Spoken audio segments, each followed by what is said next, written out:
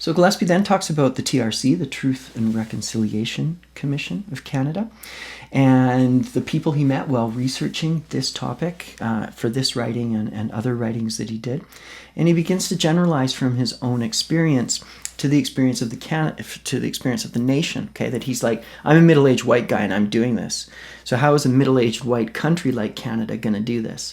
And so he's kind of using himself as a kind of representation of the white man's country by saying, okay, I'm realizing that I don't know everything and there's gaps in my knowledge and I have to unlearn this stuff.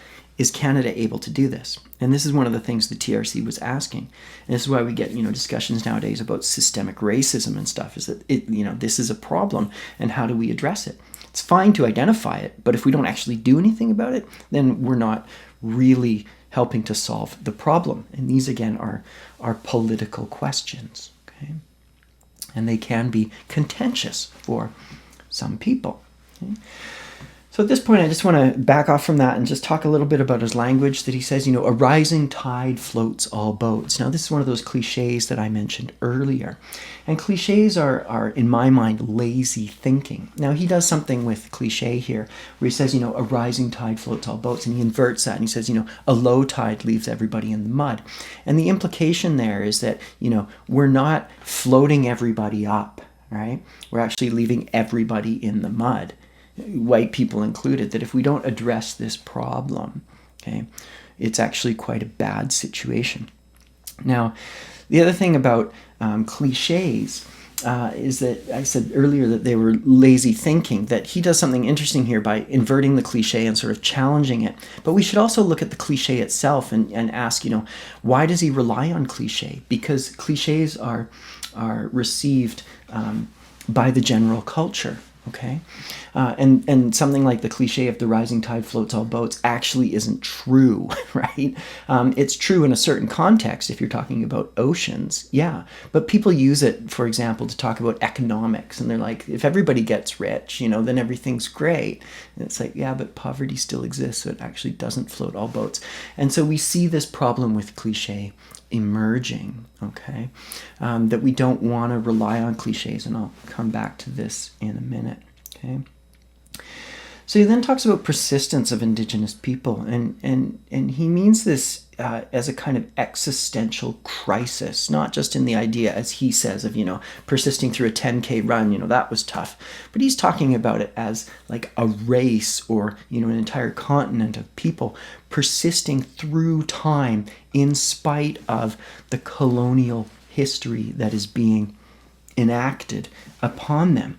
Okay, so just for example, historically, Canada had a plan for cultural assimilation of Indigenous people. You can go back and read the documents from the late 19th and early 20th century, that the plan was just to assimilate Indigenous people into the bloodline, okay, of Canadians, and this would get rid of the Indian problem, as they called it. And so it was essentially just to breed Indians out of existence into the white genetic bloodline, and this would take care of the problem. That obviously didn't happen, okay, yet, okay, and hopefully never, right?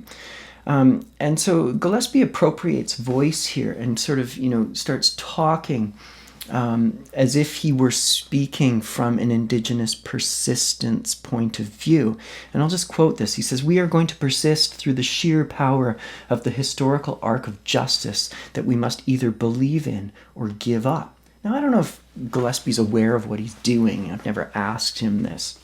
But this phrase, the historical arc of justice, is actually kind of a famous phrase, and it goes back to Theodore Parker, who's an American philosopher and writer in the 19th century. And this is Parker's statement. He says, "I do not pretend to understand the moral universe. The arc is a long one. My eye reaches but little ways.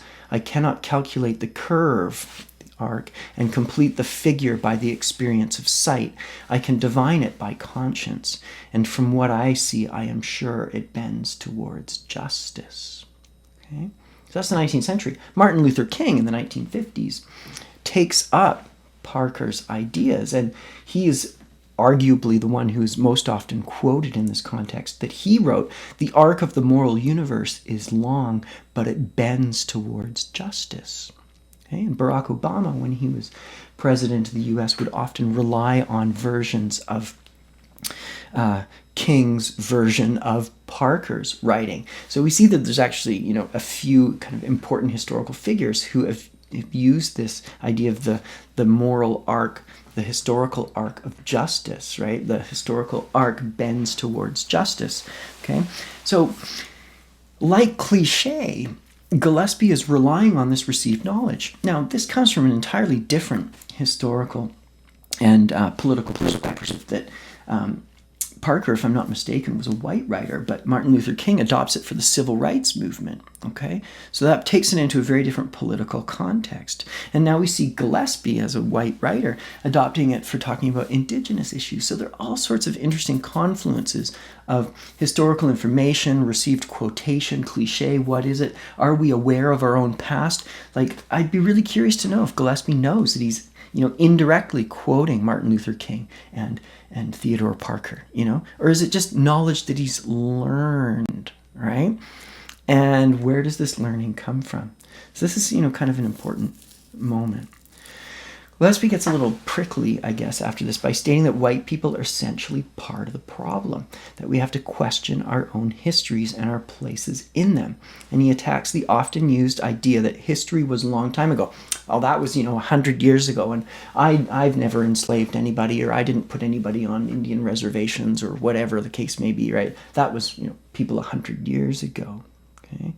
And so he puts this into language. He says, people say that's horrible and it should be fixed, but it's not my problem and I didn't cause it. So this is the idea of the sort of denying history, or denying any responsibility for history. And this is one of the problems of the liberal position, right? That there's an attempt at empathy and understanding, but ultimately it results in inaction. And this is where he started it. He's like, I have this picture of the Indian on the wall, and I'm supposed to, think about this, but I've never really thought about it. I care, and I know it's a problem, but what are you going to do, right? He's like, that's not enough anymore. And this is why the TRC matters and why he's writing about this. And so then he writes this. He says, Canada tried to erase the Indigenous peoples who were here before the rest of us. Full stop. You can pause the video and think about that if you want. And he says, let's just think about this for a second. Do not modify the statement, right? So if you hear this, Canada tried to erase the Indigenous peoples who were here before the rest of us, full stop, and you find yourself going, but, he's like, no, don't do that, okay? He's like, don't modify the statement. Do not soften it with historical relativism. Do not accept it in light of moral equivalence. Let's simply do this. Accept the statement as a plain sentence and accept that we are all responsible. Okay, so notice this is a rhetorical strategy that he's using. He's anticipating objections to this situation. He talks about historical relativism, okay? And this gets rid of the long ago, it was a long time, things were different back then.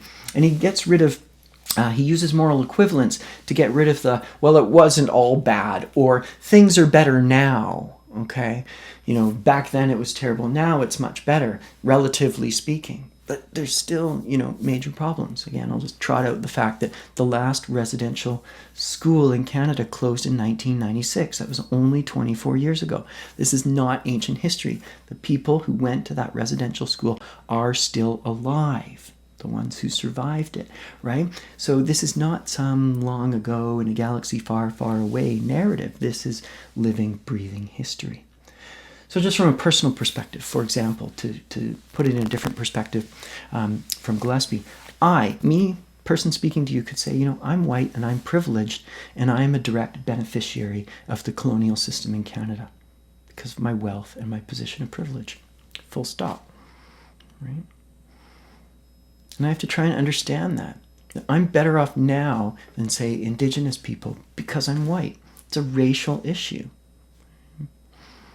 Are we able to think about that without falling into certain traps of thinking, right? Well, I'm not totally responsible, or that's just white man's guilt, or, whatever the various positions may be. Okay? So I can draw attention to my own position and my own relationship to an exploitative and racist history. Okay? If you're white, it may or may not be something you want to do. may not be something you can do. Okay, maybe it's something you shouldn't do, right? I don't know. I can't speak for you. I don't know what your position is, but that's the point, right? Is that I can speak for myself, but I can also imagine what it might be like for other people, right? So if I say, if you're white and you shouldn't do this, well, why would I say that? Well, maybe you come from like a working class history that's been incredibly exploited by, other privileged people, okay? And in that sense, you share a kind of oppression. It's not the same oppression, but it's a shared sense of oppression from injustices. Okay, and so then we get into broader arguments about what constitutes justice. Okay, but Gillespie ultimately is asking us to examine our own history again and our relationship to it, and he's asking us to view our own history by considering how it might look to an Indigenous person.